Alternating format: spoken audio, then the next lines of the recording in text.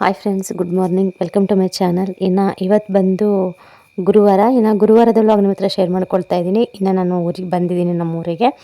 ಇನ್ನು ಬಂದ ತಕ್ಷಣವೇ ಇವತ್ತು ಬೆಳಗ್ಗೆ ಎದ್ದ ತಕ್ಷಣವೇ ಇನ್ನು ಮನೆ ಒಳಗೆ ಹೋಗ್ತಾ ಇದ್ದೀವಿ. ಇಲ್ಲೇ ನಾವಿರೋದು ಇನ್ಮೇಲೆ. ಅದಕ್ಕಾಗಿ ಇನ್ನು ಏನು ಮನೆ ಕೂಡ ಕ್ಲೀನಿಂಗ್ ಮಾಡಿರಲಿಲ್ಲ. ಇನ್ನು ನಮ್ಮ ಅಣ್ಣರು ಬಂದುಬಿಟ್ಟು ಲಗೇಜ್ ಎಲ್ಲ ಇಳಿಸೋಗಿದ್ರಲ್ವ, ಇದರೆಲ್ಲ ಇಟ್ಟಿದ್ದೀವಿ. ಇದು ಬಂದುಬಿಟ್ಟು ಚಿಕ್ಕದೊಂದು ಗೋಡನ್ ಥರ ಇದೆ.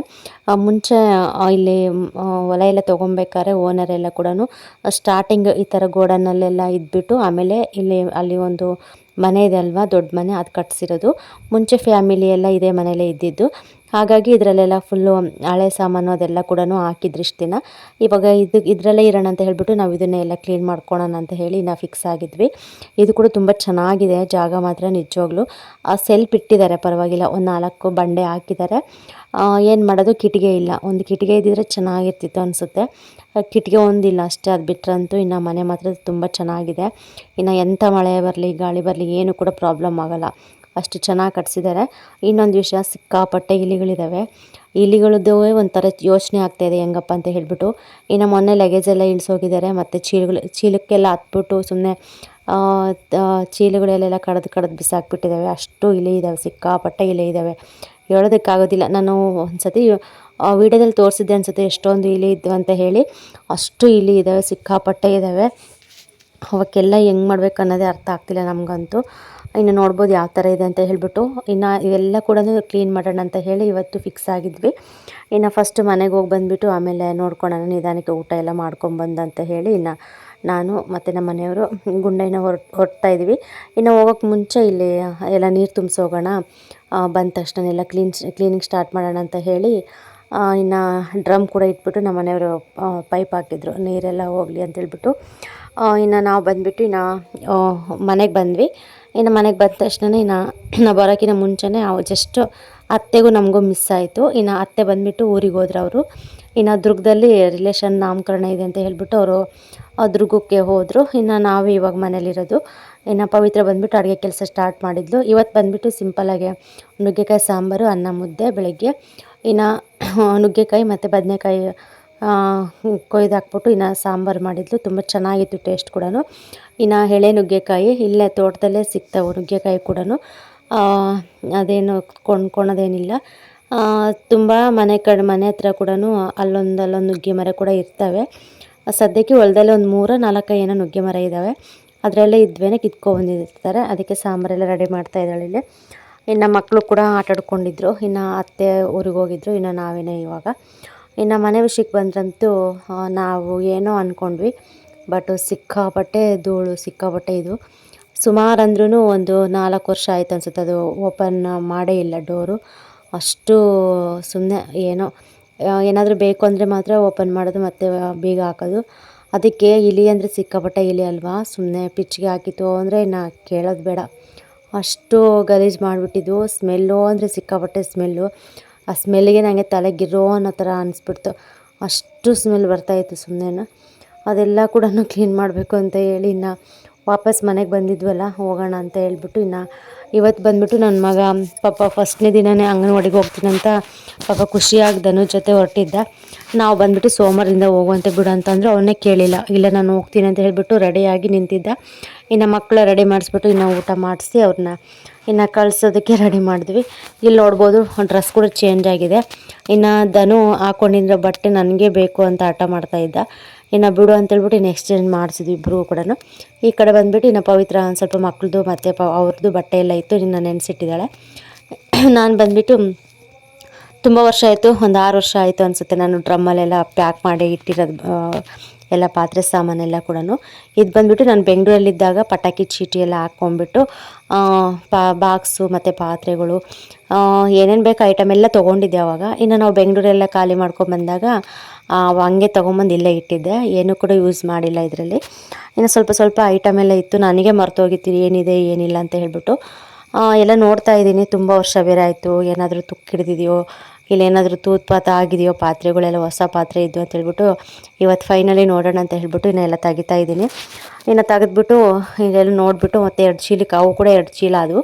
ಇನ್ನು ಬೇಕಾಗಿರೋ ಐಟಮ್ ಮಾತ್ರ 2 ಚೀಲ ತುಂಬಿಸ್ಬಿಟ್ಟು ಇನ್ನು ನಾನು ನಮ್ಮ ಮನೆಯವರು ಮತ್ತೆ ತೋಟಕ್ಕೆ ಬಂದ್ವಿ. ನಮ್ಮ ಮನೇಲಿ ಫೋನ್ ಮಾಡಿದೆ, ಒಂದು 11:30 ಏನಾಗಿತ್ತು ಅನ್ಸುತ್ತೆ. ಅವಾಗ ಬಂದುಬಿಟ್ಟು ಮತ್ತೆ ವಾಪಸ್ ಕರ್ಕೊಬಂದ್ರು ನನ್ನ. ಕರ್ಕೊಬಂದ ತಕ್ಷಣ ಇವಾಗೆಲ್ಲ ಕ್ಲೀನಿಂಗ್ ಸ್ಟಾರ್ಟ್ ಮಾಡಿದ್ದೀವಿ. ಸಾಮಾನ್ಯವಾಗಿ ಧೂಳು ಇರಲಿಲ್ಲ, ಎಷ್ಟು ಧೂಳು ಅಂದರೆ ಸಿಕ್ಕಾಪಟ್ಟೆ. ಏನಪ್ಪ ಇದು ಈ ಥರ, ಸುಮ್ಮನೆ ಒಂದು ಹೊಸ ಮನೆ ಕಟ್ಟಿಸಿ ಹೋಗಿದ್ರೂ ನಮ್ಗೆ ಇಷ್ಟೊಂದು ಎತ್ತೆ ಇರ್ತಿರ್ಲಿಲ್ಲ ಅನ್ನೋಷ್ಟಾಯಿತು. ನಾವು ಬಂದು ಕ್ಲೀನ್ ಮಾಡೋಕ್ಕೆ ಸ್ಟಾರ್ಟ್ ಮಾಡಿದ್ದು 3 ಗಂಟೆ ಆದರೂ ಕೂಡ ಕ್ಲೀನ್ ಮಾಡ್ತಾನೆ ಇದು, ಅಷ್ಟು ಧೂಳು, ಅಷ್ಟು ಗಲೀಜು. ಇನ್ನು ಅವರಷ್ಟೇ ಕಟ್ಸ್ಬಿಟ್ಟು ಒಳಗೆ ಹೋಗಿ ಮತ್ತೆ ಅವರು ಹೊಸ ಮನೆ ಕಟ್ಕೊಂಡು ಬಂದಿದ್ದಷ್ಟೇ, ಅದನ್ನು ಸ್ವಲ್ಪ ಕೂಡ ನೆಲ ಒರೆಸಿಲ್ಲ, ತೊಳೆದಿಲ್ಲ, ಏನಿಲ್ಲ. ಹೆಂಗೆ ಗಲೀಜಿತ್ತಂದರೆ ಸಿಕ್ಕಾಪಟ್ಟೆ ಗಲೀಜಿತ್ತು. ಮತ್ತು ಇಲಿ ಕೂಡ ಎಲ್ಲ ಕೂಡ ಸತ್ತೋಗಿರೋ ಸ್ಮೆಲ್ ಅದೆಲ್ಲ ಬರ್ತಾಯಿತ್ತು ಬಿಡಿ. ಇವತ್ತಂತೂ ನಿಜವಾಗ್ಲೂ ಸಾಕಾಯಿತು ನನಗಂತೂ. ಅದಕ್ಕೆ ನಮ್ಮ ಮೇಲ್ಗಡೆ ಸ್ವಲ್ಪ ಜಾಡೆಲ್ಲ ಇತ್ತು. ಇನ್ನು ನಮ್ಮ ಮನೆಯವರೆಲ್ಲ ಕೂಡ ನೀಟಾಗಿ ಗುಡ್ಸಿ ಅಂದರೆ ಜಾಡೆಲ್ಲ ತೆಗೆದು ಕೊಡ್ತಾಯಿದ್ದಾರೆ. ಯಾಕೆಂದರೆ ಅದು ಫುಲ್ಲು ಮೇಲೆ ಇತ್ತು, ಇನ್ನು ನನಗೆ ಸಿಗ್ತಾ ಇರಲಿಲ್ಲ. ಇನ್ನು ನಮ್ಮ ಮನೆಯವರೆಲ್ಲ ಸ್ವಲ್ಪ ನೀಟಾಗಿ ಇದು ಮಾಡಿಕೊಡ್ತಾಯಿದ್ದಾರೆ. ನೀನು ಮೇಲ್ಗಡೆದೆಲ್ಲ ಜಾಡ್ ತಕ್ಕೊಡು, ನಾನು ಕೆಳಗಿಂದೆಲ್ಲ ನೀಟಾಗಿ ಜಾಡೆಲ್ಲ ತಗೊಂಡು ಕ್ಲೀನ್ ಮಾಡ್ತೀನಿ ಅಂತ ಹೇಳಿದೆ. ಒಟ್ಟು ಇವತ್ತು ನಾನು ನಮ್ಮ ಮನೆಯವ್ರು ಸೇರಿಕೊಂಡು ಫುಲ್ಲು ಡೀಪ್ ಕ್ಲೀನ್ ಮಾಡಿದ್ವಿ. ಇನ್ನು ನಾನು ಸ್ವಲ್ಪ ಜಾಸ್ತಿ ನಮ್ಮ ಮನೆಯವ್ರದ್ದು ವೀಡಿಯೋ ತೆಗಿಲಿಲ್ಲ, ಬೇಡ ಅಂತ ಹೇಳಿಬಿಟ್ಟು. ಇನ್ನು ನೋಡ್ತಾ ಇರ್ಬೋದು ಬಂಡೆ ಎಲ್ಲ ಯಾವ ಥರ ಇದೆ ಅಂತ ಹೇಳಿ. ಮುಂಚೆ ಅಂತೂ ಸಿಕ್ಕಾಪಟ್ಟೆ ಚೀಲ ಮತ್ತು ಬಂಡೆ ಹೇಳೋಕ್ಕಾಗೋದಿಲ್ಲ, ಅಷ್ಟೊಂದು ತುಂಬಿಸ್ಬಿಟ್ಟಿದ್ರು ಇದಾಗೆಲ್ಲ ಕೂಡ. ಅದೆಲ್ಲ ಮೊನ್ನೆ ಎಲ್ಲ ಒಂದು ತಿಂಗಳಾಯ್ತು ಅನಿಸುತ್ತೆ, ಅದೆಲ್ಲ ಸ್ವಲ್ಪ ಎತ್ತಾಕ್ಬಿಟ್ಟು ಕ್ಲೀನ್ ಮಾಡಿದರು. ಸ್ವಲ್ಪ ಮೇಲೆ ದೊಡ್ಡದೆಲ್ಲ ಕ್ಲೀನ್ ಮಾಡಿದ್ರು, ಪರವಾಗಿರಲಿಲ್ಲ ಅನಿಸ್ತು. ಇನ್ನು ನಾವಿವತ್ತು ಮಾಡ್ತಾಯಿದ್ದೀವಲ್ವ, ಇದಪ್ಪ ನಿಜವಾಗಿರೋ ಕ್ಲೀನಿಂಗ್ ಅಂತಂದರೆ. ಅದಕ್ಕೆ ಎಲ್ಲ ಕೂಡ ಜಾಡೆಲ್ಲ ತೆಗೆದ್ಬಿಟ್ಟು ಕ್ಲೀನಾಗಿ ಇವಾಗೆಲ್ಲ ಕಸ ಗುಡಿಸ್ಕೊ ಬರ್ತಾಯಿದ್ದೀನಿ. ಸದ್ಯಕ್ಕೆ ಇಲ್ಲದೇ ಇರೋರಿಗೆ ಇದೇ ಇಲ್ಲ. ನಮಗೆ ಇವಾಗೇನಾದರೂ ಎಡವಟ್ಟಾಗಿ ಹಂಗೆ ಹಿಂಗೆ ಅಂತಂದರೂ ಕೂಡ ನಮಗೆ ಬೇರೆ ಕಡೆ ಹೋಗೋದಕ್ಕೂ ಕೂಡ ನಮಗೆ ಇದಿಲ್ಲ. ಆ ಥರ ಮಧ್ಯದಲ್ಲಿ ಸಿಕ್ಕಾಕೊಂಡ್ಬಿಡ್ತೀವಿ ಒಂದೊಂದು ಸತಿ. ಇದೇ ಭಯ. ಏನು ಗೊತ್ತಾ, ತೋಟದಲ್ಲಿ ಇರ್ತೀವಿ ಅಂತ ಅಂದಾಗ ಅದು ಅವ್ರು ಪರ್ಮನೆಂಟಾಗಿ ನಾವು ತೋಟ ಮಾಡ್ಕೊಂಡೇ ಹೋಗ್ತೀವಿ ಅಂದರೆ ಪರವಾಗಿಲ್ಲ.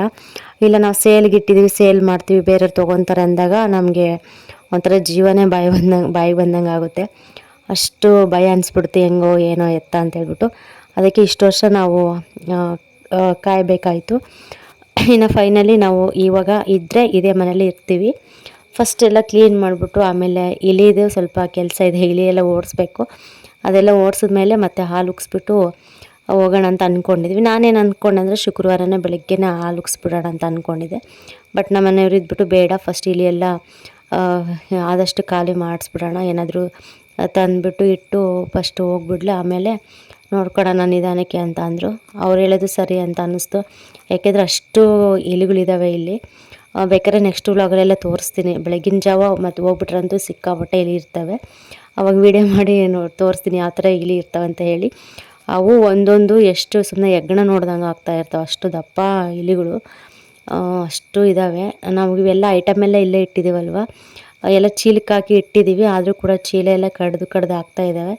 ಅದಕ್ಕೆ ಇದಕ್ಕೆ ಏನಾದರೂ ಬೇಗ ಪರಿಹಾರ ಮಾಡಬೇಕು ಅಂತ ಹೇಳ್ಬಿಟ್ಟು ಇನ್ನು ಅದನ್ನೇ ಮಾತಾಡಿಕೊಂಡು ಇನ್ನು ಕೆಲಸ ಸ್ಟಾರ್ಟ್ ಮಾಡ್ತಾಯಿದ್ದೀವಿ. ಇನ್ನು ಕಸ ಗೂಡಿಸ್ಕೊಂಡು ಬರ್ತಾಯಿದ್ದೀನಿ. ಧೂಳು ಅಂದರೆ ಅಪ್ಪ ಅಷ್ಟಿಷ್ಟು ಧೂಳಲ್ಲ, ಧೂಳು ಇರಲಿ, ಸ್ಮೆಲ್ಲು ಅಂದರೆ ಒಂಥರ ಗೊಬ್ಬರ ಸ್ಮೆಲ್ಲು. ಇನ್ನು ದಿವಾನ್ ಕಾಟು ಒಳಗಡೆನೇ ಇತ್ತು, ನಾವು ಹೊರಗಡೆ ಇಡೋದಕ್ಕಾಗಲಿಲ್ಲ. ಅದು ಇದರಲ್ಲೆಲ್ಲ ಬಟ್ಟೆ ಎಲ್ಲ ಇಟ್ಬಿಟ್ಟು ನೀಟಾಗಿ ಬೀಗ ಹಾಕ್ಬಿಟ್ಟಿದ್ದೀನಿ. ಈ ಕಡೆ ಬಂದುಬಿಟ್ಟು ಡ್ರಮ್ ಇದೆ ಅಲ್ವಾ, ಡ್ರಮ್ಮಲ್ಲೆಲ್ಲ ಸ್ವಲ್ಪ ನಾನು ರಾಗಿ ಮತ್ತು ಅಕ್ಕಿ, ರಾಗಿ ಹಸಿಟ್ಟು ಮತ್ತು ಹುಣ್ಸೆಹಣ್ಣು, ಸಾಂಬಾರು ಪುಡಿ, ಖಾರದ ಪುಡಿ ಅದೆಲ್ಲ ಸ್ವಲ್ಪ ರೇಷನ್ ಐಟಮ್ ಎಲ್ಲ ತೊಗೊಂಬಂದಿದ್ದೀನಲ್ವ, ಅದೆಲ್ಲ ಕೂಡ ನೀವು ಡ್ರಮ್ಮಲ್ಲಿ ಹಾಕಿ ಇಟ್ಬಿಟ್ಟಿದ್ದೀವಿ. ಇದು ಕೂಡ ತುಂಬ ಭಾರ ಇತ್ತು ಡ್ರಮ್ಮು, ಹೊರಗಡೆ ಇಡೋದಕ್ಕೆ ಆಗಲಿಲ್ಲ. ಅದಕ್ಕೆ ಅವೆರಡೆಲ್ಲ ಇರಲಿ, ಸ್ವಲ್ಪ ನೀಟಾಗಿ ಹಿಂಗೆ ನಿಧಾನಕ್ಕೆ ಸರಿಸ್ಕೊಂಬಿಟ್ಟು ಎಲ್ಲ ತೊಳ್ಕೊಂಬರೋಣ ಅಂತ ಹೇಳಿ ಅಲ್ಲೇ ಇತ್ತು, ಅಂದರೆ ಅಲ್ಲೇ ಇಟ್ಟಿದ್ದೆ. ಇನ್ನು 2 ಸರ್ಪ್ ತರಿಸಿದ್ದೆ, ಸೋಪಿನ ಪುಡಿ ತರಿಸ್ಬಿಟ್ಟು ಫಸ್ಟು ಎಲ್ಲ ನೀರಲ್ಲಿ ಕಲಿಸ್ಕೊಂಬಿಟ್ಟು ಸ್ವಲ್ಪ ಹೊತ್ತು ನೆನೆಸ್ಬಿಡೋಣ, ಆಮೇಲೆ ನೀಟಾಗಿ ಉಜ್ಜಿ ತೊಳೆದ್ರಾಯ್ತು ಅಂತ ಹೇಳಿ ಇವಾಗ ಸೋಪಿನ ಪುಡಿ ಎಲ್ಲ ಹಾಕಿ ಎಲ್ಲ ನೀರೆಲ್ಲ ಸೆಲ್ಪ್ಗೂ ಅದಕ್ಕೆಲ್ಲ ಹಾಕೋಣ ಅಂತ ಹೇಳ್ಬಿಟ್ಟು ಇನ್ನು ಕಲಿಸ್ತಾ ಇದ್ದೀನಿ. ಬಂಡೆ ಇರೋದು 4 ಬಂಡೆ ಹಾಕಿದ್ದಾರೆ, ಒಂದು ಸ್ಟವ್ ಇಟ್ಕೊಳ್ಳೋದಕ್ಕೆ ಮತ್ತು 1-2 ಪಾತ್ರೆ ಅದೆಲ್ಲ ಇಟ್ಕೊಳ್ಳೋದಕ್ಕೆ. ಇನ್ನು ಇವಾಗಿರೋ ಐಟಮಲ್ಲಿ ಸ್ವಲ್ಪ ಹಂಗೆ ನೀಟಾಗಿ ಜೋಡಿಸ್ಕೋಬೇಕು. ಅದು ಯಾವ ಥರ ಜೋಡಿಸ್ಕೊತೀನಿ ಅನ್ನೋದೇ ನನಗೆ ಚಿಂತೆ ಆಗಿದೆ. ಇನ್ನು ಏನು ಕೂಡ ಕಡೆಯಲ್ಲಿ ಬಿಡೋಂಗೆ ಇಲ್ಲ, ಪ್ರತಿಯೊಂದು ಅಕ್ಕಿ ಆಗಲಿ ಹಿಟ್ಟಾಗಲಿ ಎಲ್ಲದೂ ಕೂಡ ನೀಟಾಗಿ ಬಾಕ್ಸ್ಗೆ ಹಾಕಿ ಇಡಬೇಕಾಗುತ್ತೆ. ಮತ್ತು ಪ್ಲಾಸ್ಟಿಕ್ ಡಬ್ಬಿಯಲ್ಲಿ ಕೂಡ ಇಟ್ಟರೂ ಕಡದಾಗ್ತವೆ ಇಲಿ ಅನ್ನೋಷ್ಟು ಭಯ ನಮಗೆ. ಅದೆಲ್ಲ ಹೆಂಗೆ ವ್ಯವಸ್ಥೆ ಮಾಡ್ಕೋಬೇಕೋ ಗೊತ್ತಾಗ್ತಾ ಇಲ್ಲ. ಫಸ್ಟ್ ಆದಷ್ಟು ಇಲಿನೆಲ್ಲ ಓಡಿಸ್ಬಿಟ್ಟು ಆಮೇಲೆ ಯೋಚನೆ ಮಾಡೋಣ ಅಂತ ಹೇಳಿ ಇನ್ನು ಎಲ್ಲ ಕೆಲಸ ಎಲ್ಲ ಮಾಡ್ಕೊತಾ ಇದ್ದೀವಿ. ಇನ್ನು ಸೋಪಿನ ಪುಡಿ ಎಲ್ಲ ಹಾಕ್ಬಿಟ್ಟು ನೀಟಾಗಿ ಸ್ವಲ್ಪ ಹೊತ್ತು ನೆನ್ಕೊಳ್ಳಿ ಅಂತ ಬಿಟ್ಟಿದ್ದೀವಿ. ಬಿಡ್ತಾ ಇದ್ದೀನಿ. ಇನ್ನು ನಮ್ಮ ಮನೆಯವರು ಅಷ್ಟೇ ಸ್ವಲ್ಪ ಹೊರಗಿಂದೆಲ್ಲ ಕೆಲಸ ಇದ್ದರೆ ಅವರು ಕೆಲಸ ಎಲ್ಲ ನೋಡ್ಕೊಂಬರ್ತೀನಿ ಅಂತ ಹೇಳ್ಬಿಟ್ಟು ಇನ್ನೂ ಹೋಗಿದ್ರು. ಇನ್ನು ಸರಿ ಅವ್ರು ಬರೋಷ್ಟೊತ್ತಿಗೆ ಸ್ವಲ್ಪ ನೀಟಾಗಿ ಎಲ್ಲ ನೆನ್ಕೊಳ್ಳಿ, ಆಮೇಲೆ ಒಂದು ಪೈಪ್ ತೊಗೊಂಬಂದ್ಬಿಟ್ಟು ಫ್ರೆಝರಾಗಿ ನೀರು ಬಿಟ್ಬಿಡೋಣ ಹೋಗುತ್ತೇನೋ ಅಂದ್ಕೊಂಡ್ವಿ. ನಿಜವಾಗ್ಲೂ ಫ್ರೆಂಡ್ಸ್ ನಾನು ಏನೋ ಅಂದ್ಕೊಂಡಿದ್ದೆ, ತುಂಬ ಕೆಲಸ ಇತ್ತು ಇವತ್ತು. ನನಗಂತೂ ನಿಜವಾಗ್ಲೂ ಸಾಕಾಯಿತು. ಈ ಶೀಟ್ಗೆಲ್ಲ ಸ್ವಲ್ಪ ಕಲೆ ಆಗಿದೆ ಅಲ್ವಾ, ಅದಂತೂ ಎಷ್ಟು ಸತಿ ನಾನು ಬ್ರಷ್ ಹಾಕಿ ಉಜ್ಜಿದೆ, ಏನು ಮಾಡಿದ್ರು ಕೂಡ ಹೋಗ್ತಾ ಇಲ್ಲ. ಅಲ್ಲಿ ಅಡುಗೆ ಮಾಡಿರೋ ಹತ್ರ ಮತ್ತು ಈ ಕಡೆ ಡಬ್ಬ ಏನೇನು ಇಟ್ಟಿದ್ರು ಮುಂಚೆ ಅಲ್ಲೆಲ್ಲ ಕೂಡ ಸ್ವಲ್ಪ ನೀಟಾಗಿ ಕಾಣಲಿ ಅಂತ ಹೇಳ್ಬಿಟ್ಟು ಎಷ್ಟು ಫೋರ್ಸ್ ಮಾಡಿ ಉಜ್ಜಿದ್ರು ಕೂಡ ಅಸಲು ಆ ಕಲೆನೇ ಹೋಗ್ತಾ ಇಲ್ಲ.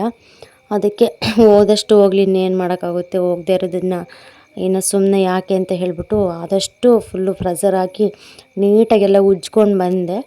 ಆದರೂ ಕೂಡ ಅದು ಹೋಗ್ತಾ ಇರಲಿಲ್ಲ. ನೋಡೋಣ ದಿನ ತೊಳಿತೀನಿ ಅಂದರೂ ಹೋಗುತ್ತೇನೋ ಅಂತೇಳ್ಬಿಟ್ಟು ಇನ್ನು ಇಷ್ಟು ವರ್ಷ ಗ್ಯಾಪ್ ಆಗಿದೆ. ಸಡನ್ನಾಗಿ ಒರ್ಸೋಕೆ ಹೋದರೆ ಅದು ಇನ್ನೆಲ್ಲಿ ಹೋಗುತ್ತೆ ಹೇಳಿ. ಅದಕ್ಕೆ ನೋಡೋಣ ದಿನ ಇಷ್ಟಿಷ್ಟು ನೀಟಾಗಿ ಅವಾಗವಾಗ ತೊಳ್ಕೊಂಬಂದ್ರೆ ಏನಾದರೂ ಹೋಗುತ್ತೆ ಏನೋ ಅಂತೇಳ್ಬಿಟ್ಟು ಇನ್ನು 3/4% ಎಲ್ಲ ಕೂಡ ಉಜ್ಕೊಂಡು ನೀಟಾಗಿ ಕ್ಲೀನ್ ಮಾಡಿಕೊಂಡೆ ಇವತ್ತು. ಇನ್ನು ಮನೆ ಮಾತ್ರ ತುಂಬ ಚೆನ್ನಾಗಿದೆ, ಎಷ್ಟು ಜನನಾದರೂ ಬರ್ಬೋದು. ತುಂಬ ಜಾಗ ಫ್ರೀಯಾಗಿದೆ, ಏನು ಪ್ರಾಬ್ಲಮ್ ಇಲ್ಲ. ಮಲಗೋದಕ್ಕೂ ಕೂತ್ಕೊಳ್ಳೋದಕ್ಕೂ ಓಡಾಡೋದಕ್ಕೂ ಎಲ್ಲ ಕೂಡ ಚೆನ್ನಾಗಿದೆ. ಇಕ್ಕಟ್ಟು ಅನಿಸಲ್ಲ, ಏನೂ ಇಲ್ಲ. ಎಷ್ಟಾದರೂ ಪಾತ್ರೆ ಸಾಮಾನಾಗಲಿ ಮತ್ತು ಬೇರೆ ಬೇರೆ ಐಟಮ್ ಏನಾದರೂ ಇಟ್ಕೊಬೋದು. ಅಷ್ಟು ಫ್ರೀಯಾಗಿದೆ, ಜಾಗ ಮಾತ್ರ ತುಂಬ ಚೆನ್ನಾಗಿದೆ. ಅದು ನೋಡಿದ್ರೆ ಒಂಥರ ಖುಷಿಯಾಗುತ್ತೆ. 1-2-3 ಸತಿ ಎಲ್ಲ ನೀಟಾಗಿ ಇನ್ನೊಂದು ಸತಿ ಕ್ಲೀನ್ ಮಾಡಿದ್ರೆ ಏನೂ ಅನಿಸೋದಿಲ್ಲ. ಒಂದೇ ಒಂದು ಕಿಟಕಿ ಇದ್ದಿದ್ರೆ ತುಂಬ ಚೆನ್ನಾಗಿರೋದು. ಯಾಕೆಂದರೆ ಎಷ್ಟೇ ನಾವು ಇರ್ತೀವಿ ಅಂದರೆ ಸ್ವಲ್ಪ ಬೆಳಕು ಬೇಕು, ಮನೆಗೆ ಬೆಳಕಿರಬೇಕು, ಗಾಳಿ ಬರಬೇಕು, ಹಂಗಾದ್ರೆ ಚೆನ್ನಾಗೆ. ಇದಕ್ಕೆ ಅವ್ರು ಏನಕ್ಕೂ ಗೊತ್ತಿಲ್ಲ, ಅವರು ಕಿಟಕಿನೇ ಮಾಡಿಸಿಲ್ಲ, ಸುಮ್ಮನೆ ಒಂದು ಡೋರ್ ಒಂದಿದೆ ಅಷ್ಟೇ. ಇನ್ನು ಮೇಲ್ಗಡೆ ಶೀಟಲ್ಲೆಲ್ಲ ಕೂಡ ಸ್ವಲ್ಪ ಬೆಳಕು ಕಾಣಿಸ್ತಾ ಇರುತ್ತೆ. ಓಲೆಲ್ಲ ಬಿಟ್ಟಿದ್ದಾರೆ ಸ್ವಲ್ಪ, ಹಂಗಾಗಿ ಸ್ವಲ್ಪ ಬೆಳಕು ಪರವಾಗಿಲ್ಲ ಬರುತ್ತೆ. ಗಾಳಿ ಅದೆಲ್ಲ ಆಡಬೇಕಂದ್ರೆ ಕಿಟಕಿ ಮಾಡಿಸ್ಲೇಬೇಕಾಗುತ್ತೆ. ನೋಡೋಣ ಹೆಂಗಾಗುತ್ತೋ ಗೊತ್ತಿಲ್ಲ. ಹೇಳಿದ್ದೀನಿ ನಮ್ಮ ಮನೆಯವ್ರಿಗೆ ಏನಾದರೂ ಮಾಡಿ ಒಂದು ಚಿಕ್ಕದಾಗಿ ಒಂದು ಕಿಟಕಿ ಮಾಡಿಸೋಣ ಅಂತ ಹೇಳಿ. ಅದು ಹೆಂಗಾಗುತ್ತೋ ಅದು ಕೂಡ ಗೊತ್ತಿಲ್ಲ. ಒಟ್ಟು ಎಲ್ಲ ಕೂಡ ನೀಟಾಗಿ ಇದು ಮಾಡಿಕೊಂಡೆ ಹೋಗಬೇಕು ಅಂತೇಳಿ. ಇನ್ನು ಏನು ಮಾಡೋಕ್ಕಾಗಲ್ಲ. ಇವಾಗೆಲ್ಲ ಕೂಡ ಐಟಮ್ ಎಲ್ಲ ತಂದಿಲ್ಲ, ಹಾಕ್ಬಿಟ್ಟಿದ್ದೀವಿ. ಮತ್ತು ಬೇರೆ ಕಡೆ ತೊಗೊಂಡೋಗಿ ಇಡೋದಕ್ಕೂ ಕೂಡ ಆಗೋದಿಲ್ಲ. ಅದಕ್ಕೆ ನೋಡೋಣ ಅಂತ ಹೇಳಿ ಇನ್ನು ಒಟ್ಟು ಇಂಪಾರ್ಟೆಂಟ್ ಆಗಿರೋವೆಲ್ಲ ಕೂಡ ನಾನು ಸೇಫ್ಟಿಯಾಗಿ ಎತ್ತಿಟ್ಟಿದ್ದೀನಿ. ಅದಕ್ಕೆ ಇನ್ನು ಅಷ್ಟೊಂದು ಅದ್ರ ಬಗ್ಗೆ ಏನು ಯೋಚನೆ ಇಲ್ಲ. ಆದರೆ ಇಲಿಗಳು ನೋಡಿದ್ರಂತೂ ತುಂಬ ಇದಾಗ್ತಾಯಿದೆ. ಇನ್ನೇನು ಮಾಡೋಕ್ಕಾಗಲ್ಲ. ಇನ್ನು 4-5 ಸತಿ ಏನೋ ಫ್ರೆಂಡ್ಸ್ ನಾನು ಬ್ರಷ್ ಎಲ್ಲ ಹಾಕಿ ನೀಟಾಗಿ ಉಜ್ಜಿ ಎಲ್ಲ ಇನ್ನು ಎಷ್ಟು ಸತಿ ನೀರು ಬಿಟ್ಟಿದ್ದೀವೋ ನಮಗೆ ಗೊತ್ತಿಲ್ಲ. ಇನ್ನು ಕೊನೆ ಪೈಪ್ ತೊಗೊಂಬಂದು ಎಲ್ಲ ಬಿಟ್ಟು ಕ್ಲೀನಾಗಿ ಎಲ್ಲ ಗುಡಿಸಿ ಆಮೇಲೆ ಲಾಸ್ಟಲ್ಲಿ ಮತ್ತು ಕಾಂಫರ್ಟ್ ಹಾಕ್ಬಿಟ್ಟು ಇನ್ನು ನೆಲ ಎಲ್ಲ ಒರೆಸ್ಕೊಂಬರ್ತಾಯಿದ್ದೀನಿ. ಸ್ವಲ್ಪ ಸ್ಮೆಲ್ಲಾದರೂ ಅದು ಹೋಗ್ಬಿಟ್ಟು ಇದು ಗಮ್ಮನ್ನು ಸ್ಮೆಲ್ಲಾದರೂ ಬರಲಿ ಅಂತ ಹೇಳಿ ಇನ್ನು ಕಂಫರ್ಟ್ ತರಿಸ್ಬಿಟ್ಟು ಬಕೆಟ್ಗೆ ಹಾಕ್ಕೊಂಬಿಟ್ಟು ಇವಾಗ ಲಾಸ್ಟಲ್ಲಿ ಮಾಪ್ ತೊಗೊಂಡೆಲ್ಲ ಕ್ಲೀನ್ ಮಾಡ್ತಾಯಿದ್ದೀನಿ. ಇದೆಲ್ಲ ಕ್ಲೀನ್ ಮಾಡೋಷ್ಟೊತ್ತಿಗೆ ನಾನು ಸುಮಾರು ಒಂದು 11:30ಗೆ ಬಂದ್ವಿ. 11:15 ಸ್ಟಾರ್ಟ್ ಮಾಡಿದ್ದು 3:15 ಆದರೂ ಕೂಡ ನಮಗೆ ಅಷ್ಟೊತ್ತು ನಾವಾಗೆಲ್ಲ ಕ್ಲೀನ್ ಮಾಡಿದ್ವಿ. ಇನ್ನೊಂದು ಸ್ವಲ್ಪ ಹೊತ್ತು ಕೂತ್ಕೊಳ್ಳಲಿಲ್ಲ ನಾನು, ಸುಮ್ಮನೆ ಮಾಡ್ತಾನೇ ಇದ್ದೆ. ಎಷ್ಟು ಸತಿ ಬ್ರಷ್ ಹಾಕಿ ಉಜ್ಜಂಗೆಲ್ಲ ಸುಮ್ಮನೆ ಕೆಂಪಗೆ ಮಣ್ಣೆಲ್ಲ ಬರ್ತಾಯಿತ್ತು. ಇನ್ನು ಬಂಡೆ ಅಂದರೆ ಹೆಂಗಿರ್ಬೇಕಲ್ವ, ಒಂಥರ ಕಲರ್ ಚೇಂಜ್ ಆಗಬೇಕು, ಅಷ್ಟು ಚೆನ್ನಾಗಿ ಕಾಣಿಸ್ತಾ ಇರುತ್ತೆ ಬಂಡೆ. ಬಟ್ ಈ ಬಂಡೆ ಅಂತೂ ಎಷ್ಟು ಉಜ್ಜಿದ್ರೂ ಕೂಡ ಕ್ಲೀನ್ ಆಗಲಿಲ್ಲ. ಬಟ್ ಪರವಾಗಿಲ್ಲ, 3/4% ಎಲ್ಲ ಕೂಡ ತುಂಬ ಇದು ಮಾಡಿಬಿಟ್ಟು ನಾನು ಕೆಲಸ ಮಾಡಿದೆ ಇವತ್ತು. ದಿನ ಇಷ್ಟಿಷ್ಟು ಕ್ಲೀನ್ ಮಾಡ್ಕೊಳ್ಳೋಣ ಅಂತ ಹೇಳ್ಬಿಟ್ಟು ಇನ್ನು ಫೈನಲಿ ಕೆಲಸ ಎಲ್ಲ ಮುಗಿಸ್ತು. ಇನ್ನು ಮುಗಿಸ್ಕೊಂಡು ನಮ್ಮ ಮನೆಯವ್ರು ಹೇಳಿದರು, ಬೇಡ ಇದನ್ನೆಲ್ಲ ಸ್ವಲ್ಪ ಇಲ್ಲಿದೆಲ್ಲ ಇದಾದಮೇಲೆ ಆಲುಕ್ಸೋಣ, ಇವಾಗ ಏನು ಅರ್ಜೆಂಟ್ ಬೇಡ ಅಂತಂದರು. ಇನ್ನು ಸರಿ ಬಿಡು ಅಂತ ಹೇಳ್ಬಿಟ್ಟು ಇನ್ನು ಮನೆಗಾದರೂ ಹೋಗಿ ಮಕ್ಕಳಾದರೂ ನೋಡ್ಕೊಳ್ಳೋಣ, ಕೆಲಸ ಇರುತ್ತೆ ಅಂತ ಹೇಳ್ಬಿಟ್ಟು ಇನ್ನು ಹೊರಟಿವಿ ನಾನು ನಮ್ಮ ಮನೆಯವರು. ಇದು ಬಂದುಬಿಟ್ಟು ಇನ್ನು ಸಂಜೆ. ನಮ್ಮ ಅತ್ತೆ ಇಲ್ಲಲ್ವ, ಇನ್ನು ನಮ್ಮ ಅತ್ತೆ ಇದ್ದಿದ್ರೆ ಅವ್ರ ಅಕ್ಷರ ಎಲ್ಲ ಬರ್ಸೋದು ತಿಳ್ಸೋದೆಲ್ಲ ಮಾಡ್ತಾಯಿದ್ರು. ಇನ್ನು ಅವ್ರ ಊರಿಗೆ ಹೋಗಿದ್ದಾರೆ. ಅದಕ್ಕೆ ಇವಾಗ ಪವಿತ್ರ ಬರ್ಕೊಳ್ಳಿ ಅಂತೇಳ್ಬಿಟ್ಟು ಇನ್ನು ಇಬ್ಬರನ್ನೂ ಕುಂದಿರ್ಸಿದ್ರು. ಇನ್ನು ಸಿಕ್ಕಾಪಟ್ಟೆ ತರಲೆ ಮಾಡ್ತಾ ಇರ್ತಾರೆ, ಒಂದು ಸ್ವಲ್ಪ ಹೊತ್ತು ಕೂಡ ಸುಧಾರ್ಸೋಕ್ಕಾಗಲ್ಲ. ಅದಕ್ಕೆ ಸುಮ್ಮನೆ ಕುಂದಿರ್ಸ್ಬಿಟ್ಟು ಇನ್ನು ಅಕ್ಷರ ಎಲ್ಲ ಹಾಕ್ಕೊಟ್ಟು ಇತ್ತಿದ್ರೆ ಅಂತ ಹೇಳ್ಬಿಟ್ಟು ಇನ್ನು ಕುಂದಿರ್ಸಿದ್ರು. ನೋಡ್ತಾ ಇರ್ಬೋದು, ಬರಿತಾ ಇದ್ದಾರೆ ಎಲ್ಲರೂ ಕೂಡ. ಓಕೆ ಫ್ರೆಂಡ್ಸ್, ಈ ವ್ಲಾಗ್ ಇಷ್ಟ ಆದರೆ ನಿಮಗೆ ಲೈಕ್ ಮಾಡಿ, ಕಮೆಂಟ್ ಮಾಡಿ, ಶೇರ್ ಮಾಡಿ. ಯಾರಾದರೂ ಹೊಸ್ತು ನನ್ನ ಚಾನಲ್ ನೋಡಿದ್ರೆ ಪ್ಲೀಸ್ ಸಬ್ಸ್ಕ್ರೈಬ್ ಮಾಡ್ಕೊಂಡು ಚಾನಲ್ ನೋಡಿ, ಹಾಗೆ ಸಪೋರ್ಟ್ ಮಾಡಿ. ನಿಮ್ಮ ಸಪೋರ್ಟ್ ಅಂತೂ ನಂಗೆ ತುಂಬ ಮುಖ್ಯ. ಇನ್ಮೇಲೆ ಡೈಲಿ ವ್ಲಾಗ್ಸ್ ಬರ್ತಾ ಇರುತ್ತೆ, ಮಿಸ್ ಮಾಡೋದಿಲ್ಲ. ಅಟ್ಲೀಸ್ಟ್ ಯಾವಾಗಾದರೂ ಒಂದು ಸತಿ ಮಿಸ್ ಆದರೆ ಆಗುತ್ತೆ. ಆದಷ್ಟು ನಾನು ಇನ್ನು ಡೈಲಿ ವ್ಲಾಗ್ ಹಾಕೋದಕ್ಕೆ ನಾನು ಟ್ರೈ ಮಾಡ್ತೀನಿ. ಸಿಗೋಣ ಫ್ರೆಂಡ್ಸ್ ನೆಕ್ಸ್ಟ್ ವ್ಲಾಗಲ್ಲಿ. ಈ ವ್ಲಾಗ್ ನೋಡಿ ಸಪೋರ್ಟ್ ಮಾಡಿ.